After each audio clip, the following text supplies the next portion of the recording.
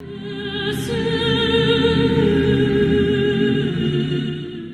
part one of our two-part series on the journey to understanding the Orthodox faith yesterday, we underlined why the Orthodox Church differs from other Christian faiths.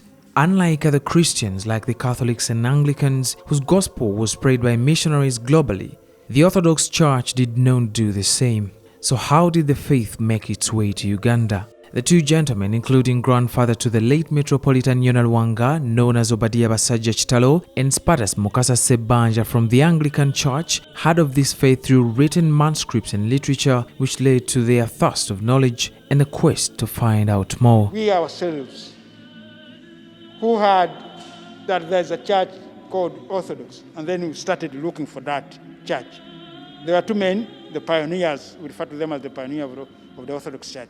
Not only in Africa, not only in Uganda, not only in East Africa, but in the whole of Africa.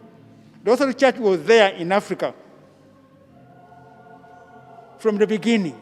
It was there, but it never did missionally.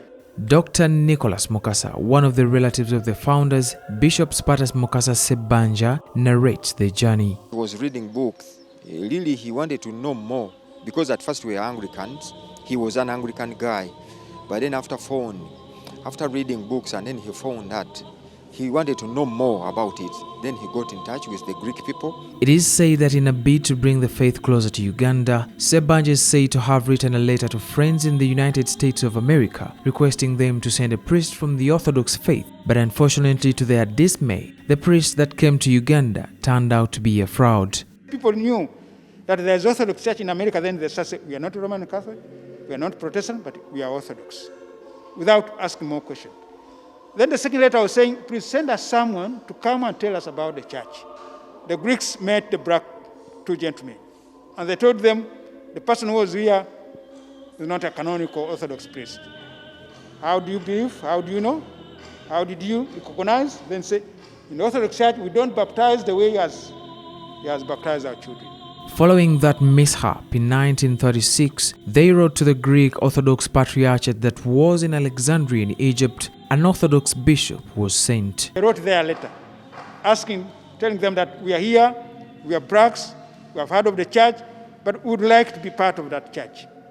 And then they sent that letter. The first church in Uganda was constructed in Ndegea, Anonya village in Luwero district, where Obadiah Basajja Kitalo had already built a school. First church was at Anonya Ndegea, and they had built a small school there.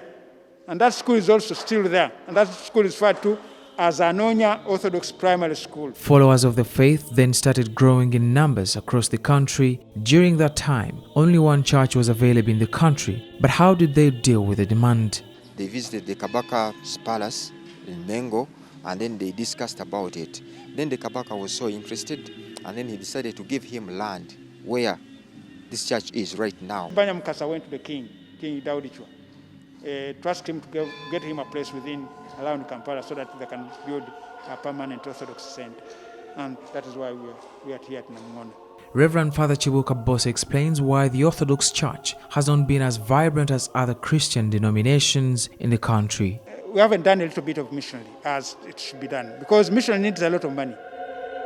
Believers in this religion take pride in conserving the true riches of Christianity. Orthodox Church, it is a church started by Jesus himself, preached by the apostles. Interesting with the deep spirituality. Reason being, they follow exactly what our Lord instructed them to do. The Orthodox Church split from the Roman Catholic Church in 1054 AD. It has over 220 million followers all over the world, with Russia having the biggest percentage with over 58 million, followed by Ethiopia with 45 million. Uganda has only 500,000 people who believe in the faith. Adams Mayambala, CTV, PM Edition.